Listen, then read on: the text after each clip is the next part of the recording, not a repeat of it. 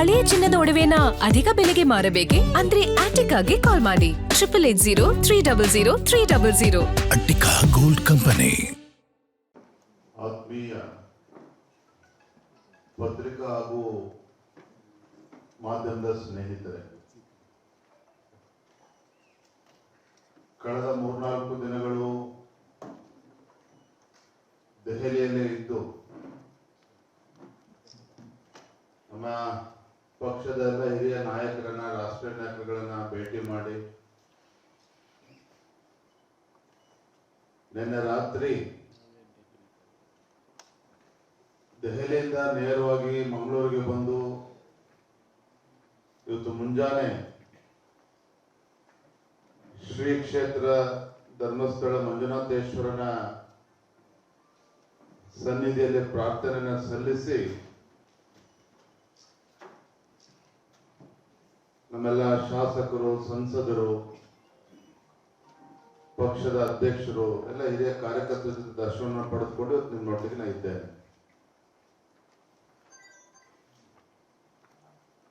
ನಾನು ಭಗವಂತನಲ್ಲಿ ಪ್ರಾರ್ಥನೆಯನ್ನ ಸಲ್ಲಿಸಿದ್ದೇನೆ. ಮಂಜುನಾಥೇಶ್ವರನ ಸನ್ನಿಧಿಯಲ್ಲಿ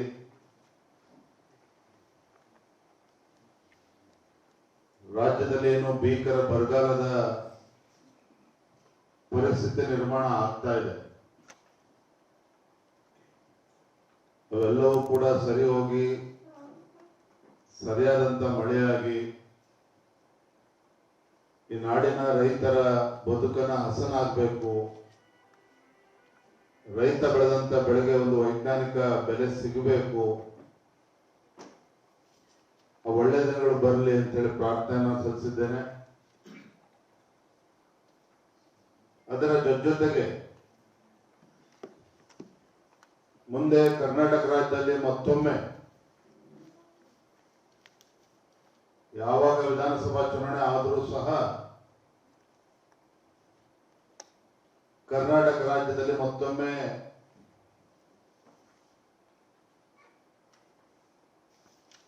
ನಮ್ಮೆಲ್ಲರ ನೇತೃತ್ವದಲ್ಲಿ ಒಂದು ಜನಪರವಾಗಿರ್ತಕ್ಕಂಥ ಒಂದು ಒಳ್ಳೆಯ ಸರ್ಕಾರ ರಾಜ್ಯದಲ್ಲಿ ಅಧಿಕಾರಕ್ಕೆ ಬರಬೇಕು, ಹಿಂದೂಗಳ ರಕ್ಷಣೆ ಮಾಡತಕ್ಕಂಥ ಒಂದು ಒಳ್ಳೆಯ ಸರ್ಕಾರ ಬರಬೇಕು,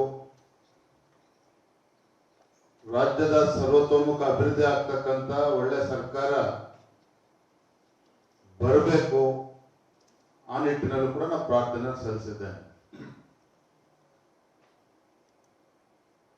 ಬಂದೊಳಗೆ ಕೆಲವು ವಿಚಾರಗಳನ್ನ ನಾನು ಮುಕ್ತವಾಗಿ ನಿಮ್ಮ ಜೊತೆ ಹಂಚ್ಕೋಬೇಕು ಅಂತೇಳಿ ನಾನಂತೂ ಅಂದ್ಕೊಂಡಿದ್ದೆ. ಮಾತನಾಡ್ತಾ ಇದ್ದೇನೆ. ಈ ಒಂದು ಪವಿತ್ರ ಕ್ಷೇತ್ರದಲ್ಲಿ ನಿಂತು ನಾನು ಮಾತನಾಡ್ತಾ ಇದ್ದೇನೆ. ನಾನು ಏನ್ ಮಾತನಾಡ್ತಾ ಇದ್ದೇನೆ ಅಂತಕ್ಕಂಥ ಅರಿವು ಕೂಡ ನನಗಿದೆ. ಏನು ಅಡ್ಡ ಮತದಾನ ಆದಾಗ ರಾಜ್ಯದ ಅಧ್ಯಕ್ಷರು ವಿಜಯೇಂದ್ರ ಮತ್ತು ನಾಡಿನ ಮುಖ್ಯಮಂತ್ರಿ ಡಿ ಕೆ ಶಿವಕುಮಾರ್ ಅವರ ವ್ಯವಹಾರಿಕ ಸಂಬಂಧ, ಡಿ ಕೆ ಶಿವಕುಮಾರ್ ಮತ್ತು ವಿಜಯೇಂದ್ರ ಮಧ್ಯೆ ಇರ್ತಕ್ಕಂಥ ಆತ್ಮೀಯತೆ, ಎಲ್ಲೋ ಒಂದ್ ಕಡೆ ನಾನೇ ಅಡ್ಡ ಮತದಾನಕ್ಕೆ ಅವಕಾಶನ ಮಾಡಿಕೊಟ್ಟಿದ್ದೇನೆ ಅನ್ನುವ ಆರೋಪಗಳು ಕೂಡ ಸಾಮಾಜಿಕ ಜಾಲತಾಣಗಳಲ್ಲೂ ಕೂಡ ಚರ್ಚೆ ಆಗ್ತಾ ಇದೆ, ಪತ್ರಿಕಾ ಮಾಧ್ಯಮಗಳು ಕೂಡ ಚರ್ಚೆ ಆಗ್ತಾ ಇದೆ. ಈ ಚರ್ಚೆಗೆ ಗ್ರಾಸ ಆಗಿರ್ತಕ್ಕಂಥದ್ದು ನಮ್ಮವರೇನೋ ಅರಿವು ಕೂಡ ನನಗಿದೆ. ಆದ್ರೆ ನಾನಿವತ್ತು ಸ್ಪಷ್ಟಪಡಿಸ್ತಾ ಇದ್ದೇನೆ,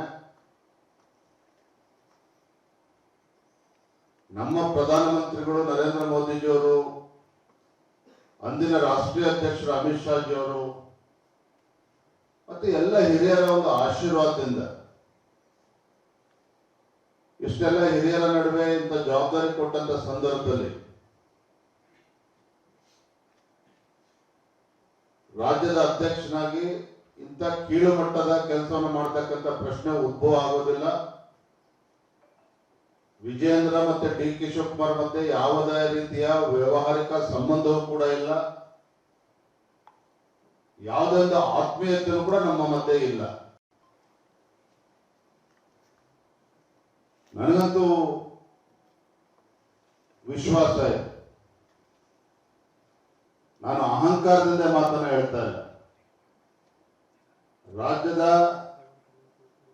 ನಮ್ಮ ಪಕ್ಷದ ಸಂಘಟನೆ ಬಗ್ಗೆ ನನಗೆ ವಿಶ್ವಾಸ ಇದೆ. ರಾಜ್ಯದಲ್ಲಿರುವಂತಹ ನಮ್ಮ ಲಕ್ಷಾಂತರ ಕಾರ್ಯಕರ್ತರ ಶಕ್ತಿಯ ಬಗ್ಗೆ ನನಗೆ ವಿಶ್ವಾಸ ಇದೆ. ಏನು ಇಂಥ ಒಂದು ಜನ ವಿರೋಧಿ, ಬಡವರ ವಿರೋಧಿ, ರೈತರ ವಿರೋಧಿ, ಯುವಕರ ವಿರೋಧಿ ಕಾಂಗ್ರೆಸ್ ಸರ್ಕಾರ ಏನಿದೆ, ಮುಂದೆ ಬರ್ತಕ್ಕಂಥ ದಿನಗಳಲ್ಲಿ ಇಂಥ ದುಷ್ಟ ಕಾಂಗ್ರೆಸ್ ಸರ್ಕಾರವನ್ನ ಬುಡ ಸಮೇತ ಕಿತ್ತಾಕುವಂತ ಕೆಲಸ ನಮ್ಮೆಲ್ಲರ ಕಾರ್ಯಕರ್ತರ ಶ್ರಮದಿಂದ ನಾವು ಮಾಡ್ತೇವೆ ಅನ್ನೋ ಸಂಪೂರ್ಣವಾಗಿರ್ತಕ್ಕಂಥ ವಿಶ್ವಾಸ ನನಗಿದೆ.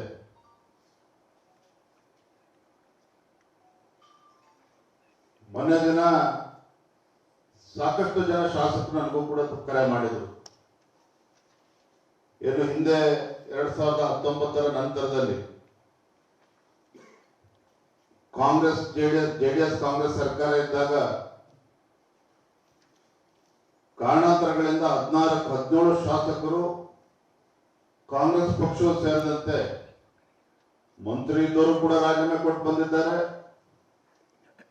17 ಜನ ಶಾಸಕರು ರಾಜೀನಾಮೆ ಕೊಟ್ಟು ಬಂದರು.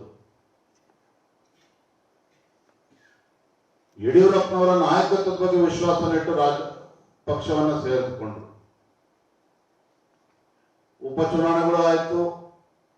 17ರಲ್ಲಿ ಬಂದಾಗ 15 ಜನ ಮತ್ತೆ ಗೆದ್ದು ಬಂದ್ರು. ಸನ್ಮಾನ್ಯ ಯಡಿಯೂರಪ್ಪನವರ ನೇತೃತ್ವದಲ್ಲಿ ಒಳ್ಳೆ ಸರ್ಕಾರವೂ ಕೂಡ ಕೊಟ್ಟಿದ್ದಾರೆ.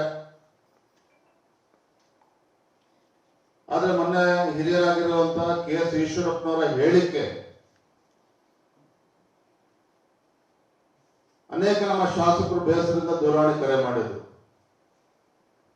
ಬಹುಶಃ ಈಶ್ವರಪ್ಪನವ್ರು ಮರ್ತಿರ್ಬೋದು, ಏನು ಹಿಂದಿನ ಸರ್ಕಾರ ಸಿದ್ದರಾಮಯ್ಯ ನೇತೃತ್ವದ ಸರ್ಕಾರ 5 ವರ್ಷಗಳ ಕಾಲ ಆಡಳಿತ ನಡೆಸಿತು. ರಾಜ್ಯದಲ್ಲಿ 18ಕ್ಕೂ ಹೆಚ್ಚು ಹಿಂದೂ ಕಾರ್ಯಕರ್ತರ ಬರ್ಬರ ಹತ್ಯೆ ಆಯಿತು.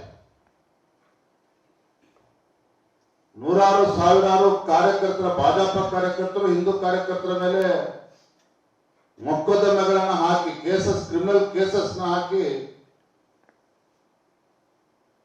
ಅವರನ್ನ ಕುಗ್ಗಿಸುವಂತ ಕೆಲಸವೂ ಕೂಡ, ಷಡ್ಯಂತ್ರವೂ ಕೂಡ ಅಂದಿನ ಕಾಂಗ್ರೆಸ್ ಸರ್ಕಾರದಲ್ಲಿ ನಡೆಯಿತು.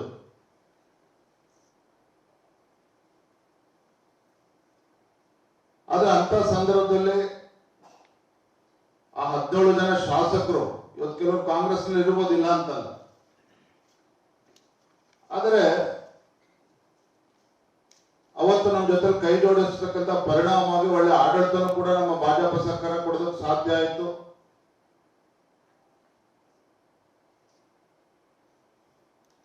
ನೂರಾರು ಸಾವಿರಾರು ಜನ ಕಾರ್ಯಕರ್ತರಿಗೆ ವಿವಿಧ ನಿಗಮಗಳಲ್ಲಿ ಅವಕಾಶ ಸಿಕ್ತು. ಮಾಡೋದಕ್ಕೆ ಹೋಗಲ್ಲ, ನಾನು ಚಿಕ್ಕವನಾಗ್ತಾನೆ, ಕಾಂಟ್ರಾಕ್ಟರ್ ಆತ್ಮಹತ್ಯೆ ಮಾಡಿಕೊಂಡು ಅವೆಲ್ಲವೂ ಕೂಡ ಈಗ ಪ್ರಸ್ತುತ ಏನಲ್ಲ. ಆದ್ರೆ ಅವರು ಕೂಡ ಗ್ರಾಮೀಣ ಅಭಿವೃದ್ಧಿ ಸಚಿವರಾಗಿ ಎಂಜಾಯ್ ಮಾಡಿದ್ರು, ಇಲ್ಲ ಅಂತೇನಿಲ್ಲ. ಅದು ಎಲ್ಲವೂ ಕೂಡ ಮರ್ತೋಗಿದೆ ಅಂತ ಕಾಣ್ತದೆ. ನಾನು ನಮ್ಮ 63 ಶಾಸಕರಲ್ಲಿ ನಾನು ತಮ್ಮ ಮುಖೇನ ನಾನು ಹೇಳೋದಕ್ಕೆ ಇಷ್ಟಪಡ್ತೇನೆ. ಕಾಂಗ್ರೆಸ್ ಪಕ್ಷ ಏನು ಅಡ್ಡ ಮತದಾನದಲ್ಲಿ ಬೇರೆ ಬೇರೆ ಹೆಸರುಗಳನ್ನ ತೇಲ್ಬಿಡ್ತಕ್ಕಂಥ ಕೆಲಸ ಕೂಡ ನಡೀತಾ ಇದೆ. ಅದನ್ನ ನಮ್ಮ ಶಾಸಕರುಗಳು ಕೂಡ ಬೇಸರಾಗಿದ್ದಾರೆ. ಅಷ್ಟೇ ಅಲ್ಲ, ಶಾಸಕಗಳ ಕ್ಷೇತ್ರದಲ್ಲಿ ನಮ್ಮ ಶಾಸಕರನ್ನು ಕೂಡ ಅವಮಾನ ಮಾಡಿಕೊಡ್ತಕ್ಕಂಥ ಸಂದರ್ಭ ಕೂಡ ಸೃಷ್ಟಿಯಾಗಿದೆ. ನನ್ನ ಹರಿಹರದ BP ಹರೀಶ್ ಅವರ ಮಾತುಗಳನ್ನು ಕೂಡ ಕೇಳ್ತಾ ಇದ್ದೆ. ನಮ್ಮ ಬಗ್ಗೆನೇ ನಮ್ಗೆ ಅನುಮಾನ ಪಡ್ತಕ್ಕಂಥ ಪರಿಸ್ಥಿತಿ ನಿರ್ಮಾಣ ಆಗಿರ್ತಕ್ಕಂಥದ್ದು ಸತ್ಯ.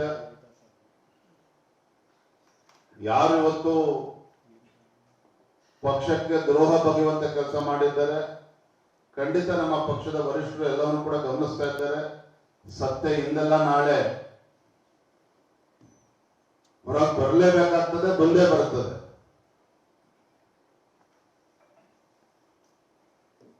ಆದರೆ ವಿಜಯನವರು ಕೂಡ ಅವ್ರ ಜೊತೆ ಸೇರ್ಕೊಂಡು ಕಾಂಗ್ರೆಸ್ ಪಕ್ಷದ ಜೊತೆ ಮಿಲಾವಟ್ ಮಾಡಿಕೊಂಡು ಅಡ್ಡ ಮತದಾನಕ್ಕೆ ಅವಕಾಶ ಮಾಡಿಕೊಟ್ಟಿದ್ದೆ. ಆದ್ರೆ ಈ ಶಾಸಕರು ಏನು ಪಕ್ಷಕ್ಕೆ ದ್ರೋಹ ಬಗೆಯುವಂತ ಕೆಲಸ ಮಾಡಿದ್ದಾರೋ ನಾನು ಕೂಡ ಅದೇ ಮಾಡಿದಂತ ಆಗ್ತದೆ. ಅದೇ ಯಾವುದು ಕೂಡ ಇವೆಲ್ಲವೂ ಕೂಡ ಸತ್ಯಕ್ಕೆ ದೂರವಾಗಿರ್ತಕ್ಕಂಥದ್ದು. ಇವತ್ತಿಗೆ ಈ ಚರ್ಚೆಗೆ ಇತಿಶ್ರೀ ಹಾಡಿ ಮುಂದಿನ ದಿನಗಳಲ್ಲಿ ರಾಜ್ಯಾದ್ಯಂತ ಪ್ರವಾಸ ಮಾಡಿ ಸಂಘಟನೆಯನ್ನು ಬಲವನ್ಪಡಿಸಿ ರಾಜ್ಯದ ಮುಖ್ಯಮಂತ್ರಿಗಳು ಎಷ್ಟು ಬಲಿಷ್ಠರಿದ್ರು ಪರವಾಗಿಲ್ಲ,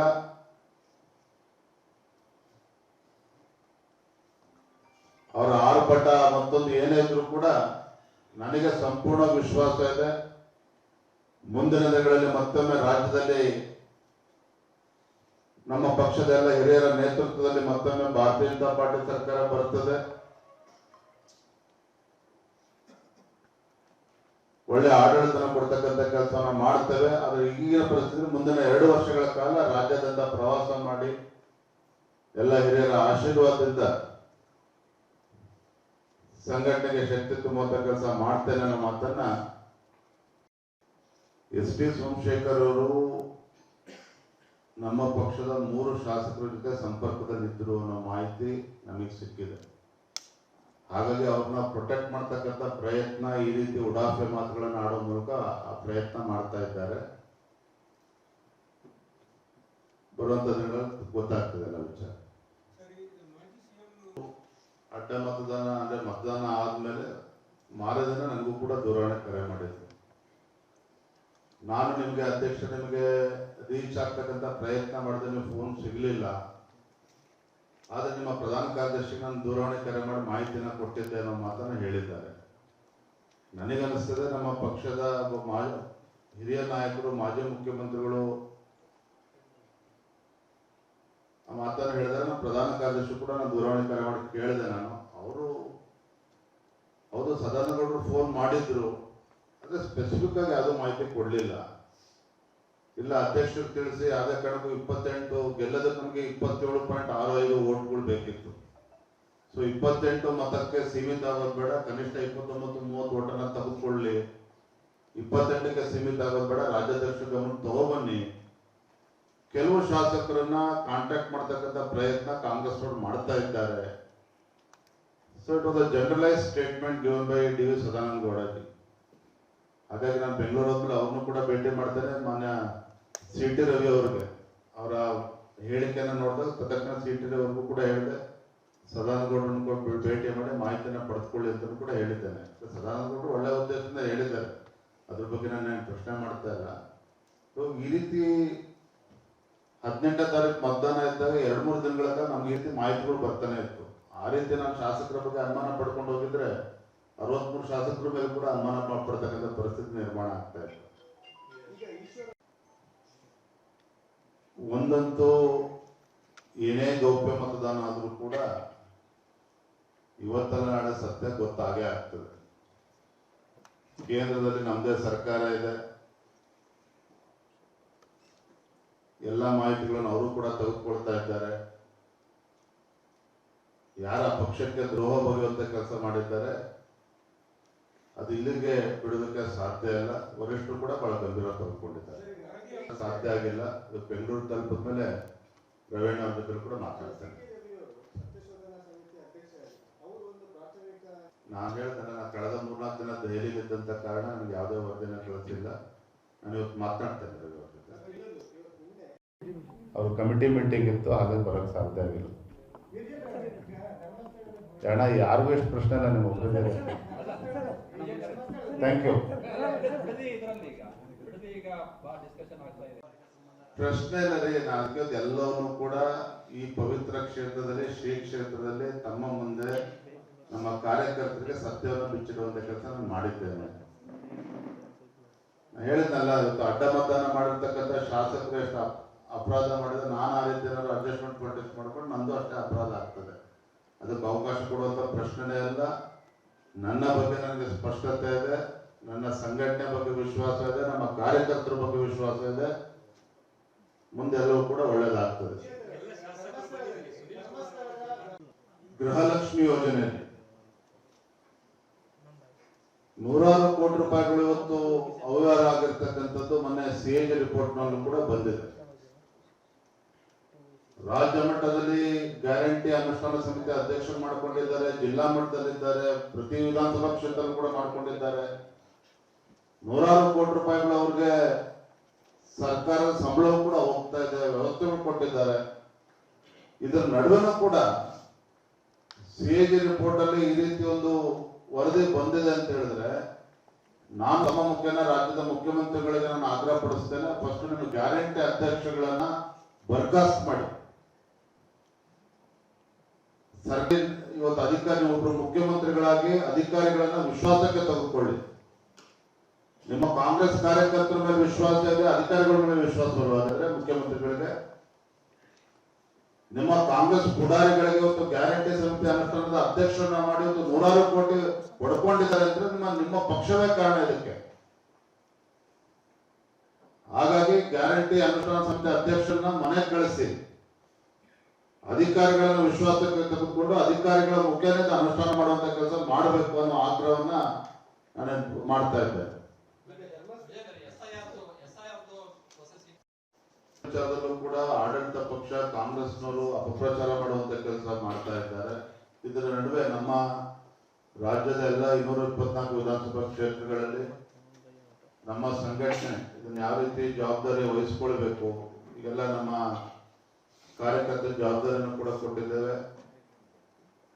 ಏನು ವೋಟರ್ಸ್ ಲಿಸ್ಟ್ ಇದೆ, ಯಾರು ಇವತ್ತು ಡಬಲ್ ಎಂಟ್ರಿಗಳಿದ್ದಾವೆ, ಅಕ್ರಮವಾದ ಹೆಸರುಗಳು ಸೇರ್ಕೊಂಡಿದ್ದಾವೆ, ಒಂದೇ ವಿಧಾನಸಭಾ ಕ್ಷೇತ್ರದಲ್ಲಿ 3 ಬೂತ್ ಅಲ್ಲೂ ಕೂಡ ಅಕ್ರಮ ಹೆಸರು ವೋಟರ್ ಲಿಸ್ಟ್ ಸೇರಿರ್ತಕ್ಕಂಥ ಉದಾಹರಣೆಗಳು ಕೂಡ ಇದ್ದಾವೆ. ಈ ವಿಚಾರದಲ್ಲಿ ನಮ್ಮ ಕಾರ್ಯಕರ್ತರಿಗೆ ಜಾಗೃತಿ ಮೂಡಿಸುವಂತ ಕೆಲಸ ಮಾಡಿದ್ದೇವೆ, ಅದನ್ನು ಗಮನಿಸ್ತಾರೆ. Thank you.